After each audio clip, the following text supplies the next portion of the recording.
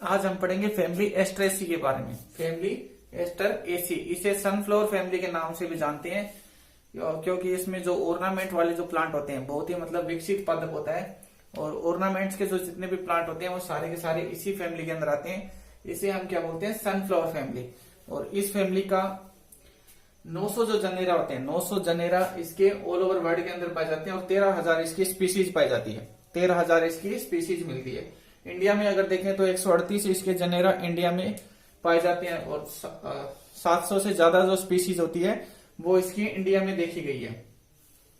Family Asteraceae या एस्ट्रेसी sunflower family के नाम से भी जाते हैं। और इस फैमिली का जो आज हम प्लांट पढ़ रहे हैं, इस फैमिली का जो आज हम प्लांट पढ़ रहे हैं उसका नाम है हेलियंथस एनस। Helianthus anus. तो इसके अंदर सूरजमुखी का प्लांट हम पढ़ रहे हैं। प्लांट किसका देख रहे हैं, सूरजमुखी का। इसे सनफ्लावर के नाम से भी जानते हैं।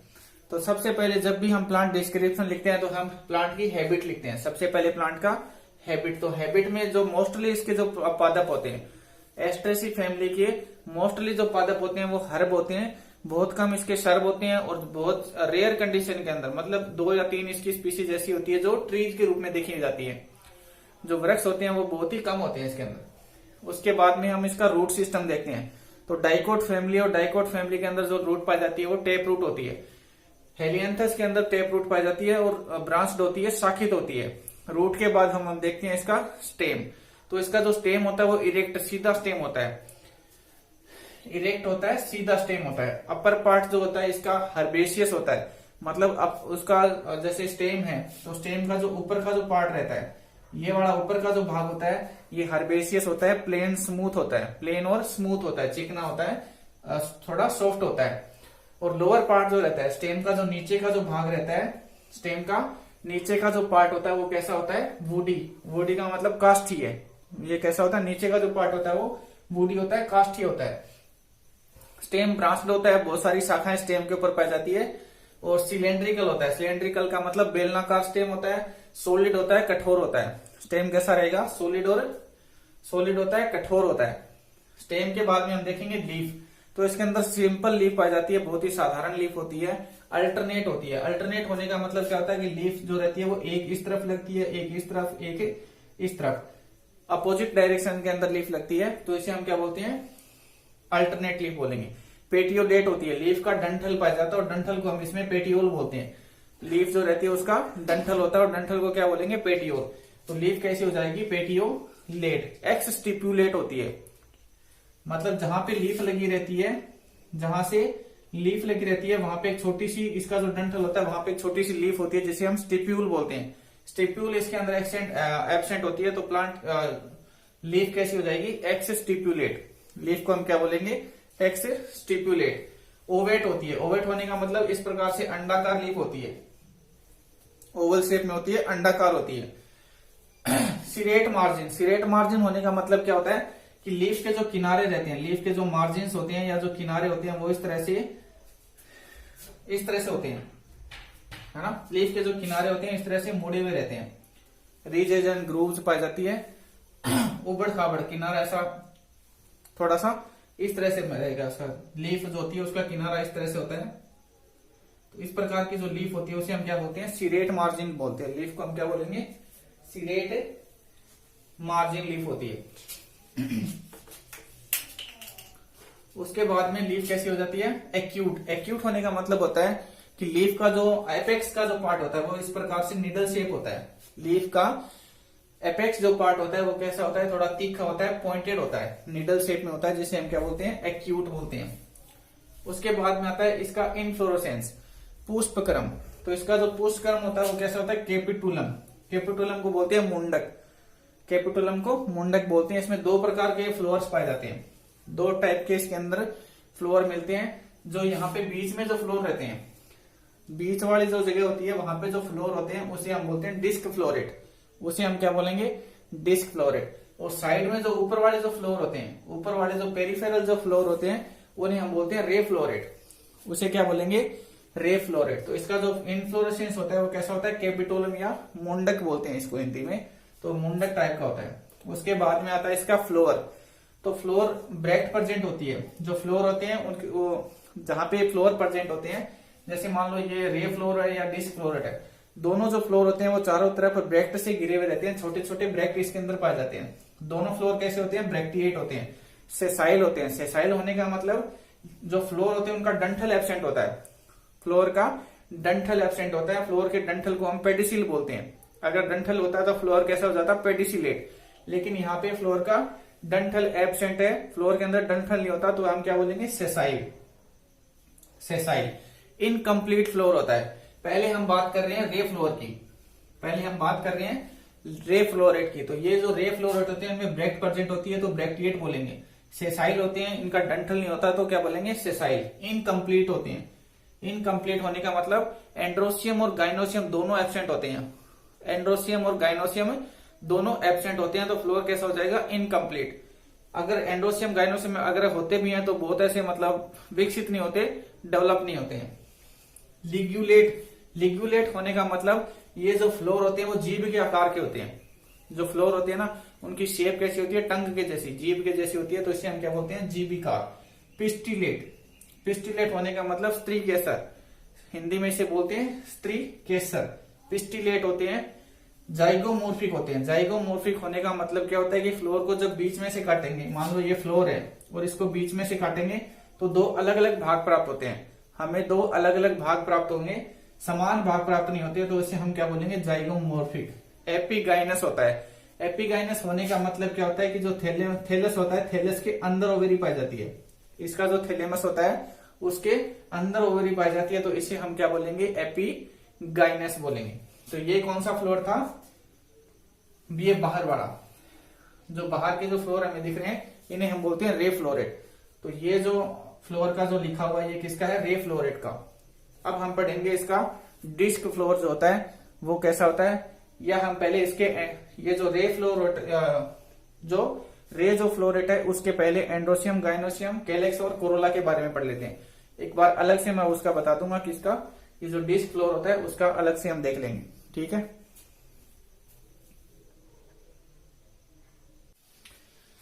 पहले हम बात कर रहे हैं रे फ्लोरेट की। तो रे फ्लोरेट का हमने देखा फ्लोर कैसा होता है, ठीक है।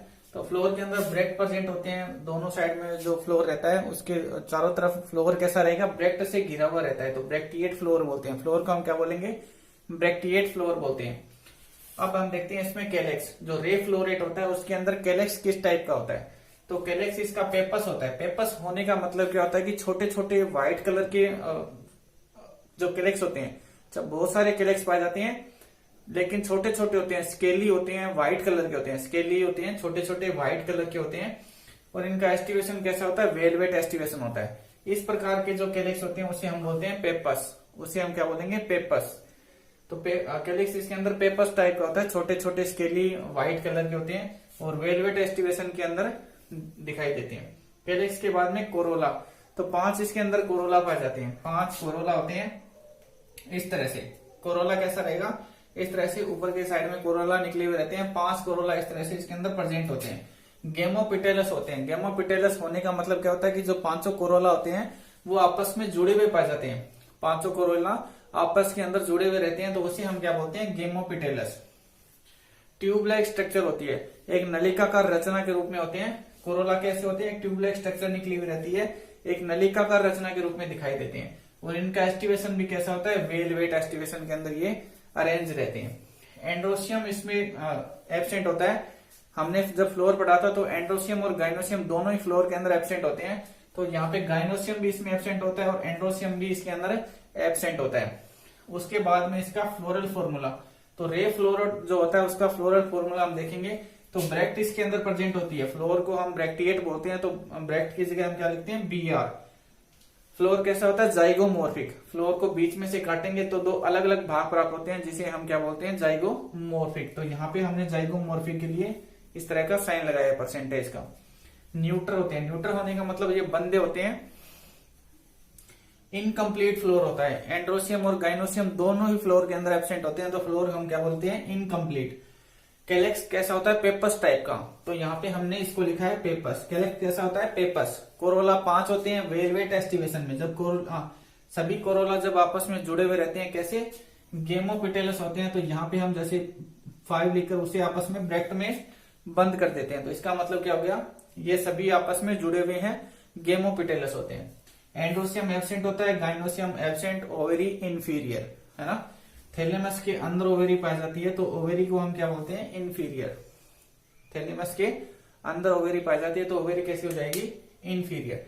तो ये जो फ्लोर था ये कौन सा था, रे फ्लोर है। जो पेरिफेरल जो फ्लोर होते हैं, बाहर वाले जो फ्लोर है, बाहर वाले जो फ्लोर है, इन्हें हम क्या बोलते हैं, रे फ्लोरेट बोलते हैं। अब हम देखेंगे डिस्क फ्लोरेट के बारे में, डिस्क फ्लोरेट के बारे में।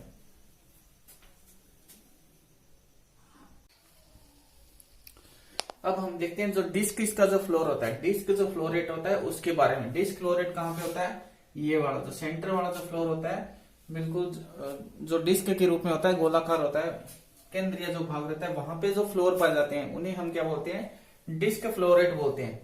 तो ये जो फ्लोर होता है वो ब्रैक्टिस के अंदर प्रेजेंट होते हैं। तो फ्लोर को हम क्या बोलते हैं, ब्रैक्टिएट। सेसाइल होता है, इस जो डिस्क जो फ्लोर होता है उसके अंदर भी डंठल नहीं पाया जाता, तो उसे हम क्या बोलेंगे, सेसाइल बोलते हैं। कंप्लीट होता है, एंड्रोसियम, गाइनोसियम, कैलेक्स, कोरोला, चारों भाग इसके अंदर प्रेजेंट होते हैं। तो फ्लोर को हम क्या बोलते हैं, कंप्लीट। ट्यूबुलर स्ट्रक्चर के रूप में रहता है, जैसे ये डिस्क फ्लोर यहाँ पे हमने दिखाया हुआ है। तो जो कोरोला होता है वो एक जो फ्लोर होता है एक ट्यूबलाइक स्ट्रक्चर के रूप में रहता है। पूरा जो फ्लोर होता है एक ट्यूबलाइक स्ट्रक्चर के रूप में रहता है, जिसे हम क्या बोलते हैं, ट्यूबुलर बोलते हैं। एक्टिनोमॉर्फिक होता है। फ्लोर को जब बीच में से काटेंगे, फ्लोर को जब बीच में से काटेंगे तो दो समान भाग प्राप्त होते हैं, जिसे हम क्या बोलते हैं, एक्टिनोमॉर्फिक बोलते हैं। फ्लोर को बीच में से काटेंगे तो दो समान भाग प्राप्त होते हैं, जिसे क्या बोलेंगे, एक्टिनोमॉर्फिक। पेंटामिरस होता है, पेटल्स होते हैं वो 5 इसके अंदर प्रेजेंट होते हैं, तो पेंटामिरस बोलेंगे। एपीगाइनस होता है, थैलेमस के अंदर ओवेरी पाई जाती है, तो क्या बोलेंगे, एपीगाइनस बोलेंगे। थैलेमस के अंदर ओवेरी पाई जाती है तो क्या बोलेंगे, एपीगाइनस। उसके बाद में एंड्रोसियम, तो 5 इसके अंदर एंड्रोसियम पाए जाते हैं। एपीपिटेलस होते हैं, एंड्रोसियम जो होते हैं वो पेटल के साथ में जुड़े हुए रहते हैं, तो हम क्या बोलेंगे, एपीपिटेलस। सिनेंजियस होते हैं, सिनेंजियस होने का मतलब क्या होता है कि इसके जो एंड्रोसियम होते हैं वो इस टाइप के होते हैं। जैसे मान लो ये एंड्रोसियम है, ये एंड्रोसियम और ये इसका फिलामेंट। तो जो एंड्रोसियम होते हैं, जो एंड्रोसियम होते हैं वो कैसे होते हैं, सिनेंजियस। सिनेंजियस होने का मतलब क्या होता है कि एंड्रोसियम का जो फिलामेंट होता है वो तो फ्री होता है, लेकिन एंड्रोसियम का जो ऊपर वाला जो भाग होता है, एंथर वाला जो भाग होता है, वो आपस में जुड़ा हुआ रहता है।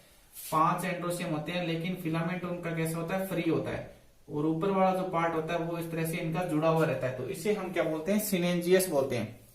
इसे हम क्या बोलेंगे, सिनेंजियस। अल्टरनेट होते हैं, अल्टरनेट होने का मतलब क्या होता है, अल्टरनेट विद पेटल। पेटल के साथ में अल्टरनेट होते हैं, मतलब एक पेटल रहेगा, एक पेटल फिर एंड्रोसियम, फिर एक पेटल, फिर एक एंड्रोसियम, फिर एक पेटल, फिर एक एंड्रोसियम। इस तरह से ये अल्टरनेट होते हैं, एकांतरित क्रम के अंदर पाए जाते हैं। बेसी फिक्स्ड होते हैं, जो फिलामेंट होता है वो एंड्रोसियम के आधार से जुड़ा हुआ रहता है, तो इसे हम क्या बोलते हैं, बेसी फिक्स्ड बोलते हैं। डाइथिकस होते हैं, जो एंथर होता है उसमें 2 लोब या 2 पालियां पाई जाती है, जिसे हम क्या बोलते हैं, डाइथिकस बोलते हैं। इस तरह से 2 पालियां पाई जाती है, उसे हम क्या बोलेंगे, डाइथिकस बोलते हैं। इंट्रोड्स होते हैं, इंट्रोड्स होने का मतलब क्या होता है कि एंड्रोसियम बाहर से देखने पे दिखाई नहीं देते हैं, फ्लोर के अंदर छुपे हुए रहते हैं, फ्लोर के अंदर की ओर रहते हैं। हिंदी में इसे बोलते हैं अंतर्मुखी। तो फ्लोर को बाहर से देखेंगे तो एंड्रोसियम हमें दिखाई नहीं देते हैं, उसे हम क्या बोलेंगे, इंट्रोड्स।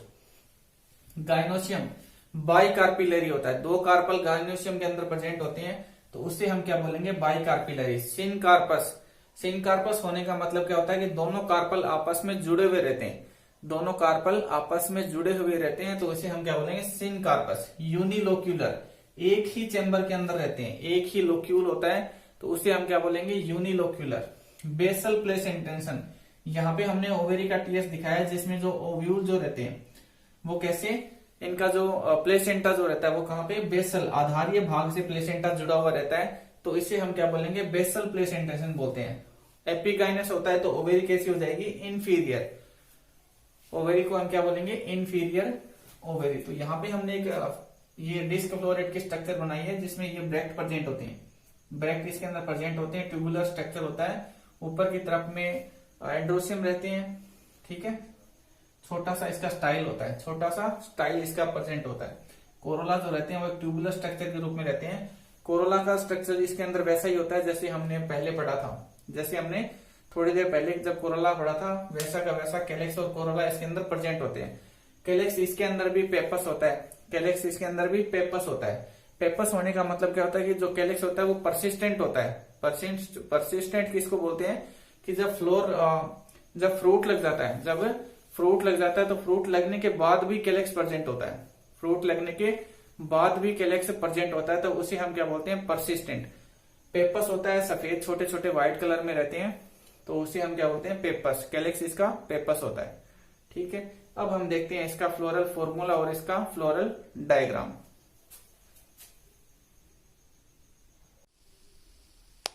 अब हम देखते हैं इसका फ्लोरल डायग्राम और फ्लोरल फॉर्मूला। तो जो रे फ्लोर होता है उसके अंदर एंड्रोसियम और गाइनोसियम पाए नहीं जाते तो उसका हमें बनाने की कोई जरूरत नहीं है। डिस्क फ्लोरेट के अंदर एंड्रोसियम और गाइनोसियम दोनों प्रेजेंट होते हैं। ये फ्लोर कैसा होता है, कंप्लीट। तो इसका हमने फ्लोरल डायग्राम और फ्लोरल फॉर्मूला लिखा है। तो फ्लोरल डायग्राम में कैलेक्स कितने होते हैं, कैलेक्स कैसा होता है, पेपस टाइप का। ठीक है, तो यहाँ पे छोटा छोटा कैलेक्स हमने बनाया है चारों तरफ में। तो कैलेक्स कैसा होता है, पेपस। तो पेपस इस टाइप का होता है, छोटे छोटे कैलेक्स प्रेजेंट होते हैं व्हाइट कलर के। कैलेक्स के बाद में कोरोला 5 होते हैं, कोरोला 5 होते हैं और गेमोपिटेलस आपस में जुड़े हुए रहते हैं। ठीक है, तो यहाँ पे हमने 5 कोरोला बनाए हैं और इनका एस्टिवेशन कैसा होता है, वेलवेट। वेलवेट एस्टिवेशन के अंदर होते हैं। तो 5 हमने क्या बनाए हैं, कोरोला। एंड्रोसियम 5 होते हैं।